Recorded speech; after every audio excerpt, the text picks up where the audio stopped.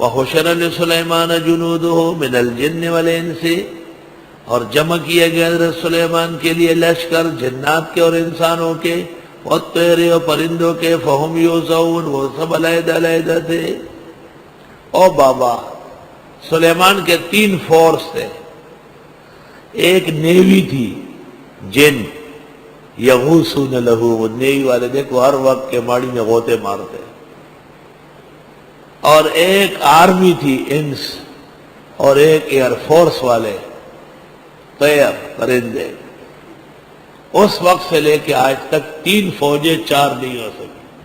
قرآن نے 3 ذکر کیے۔ جن جیسے نیوی والے، قرآن میں ہے کہ جنات غوطے لگا لگا کے دریاؤں میں، سمندر میں قیمتی ہیرے جواہرات نکالتے تھے، اور آرمی کا ہولڈ ہوتا ہے تمام فوجوں پر، اور پھر ایئر فورس اور طیر فہم یوزعون، اور تینوں کا جو بڑا ہوتا ہے وہ سب کو کنٹرول کرتا ہے، عام طور پر آرمی میں سے ہوتا ہے وہ بڑا۔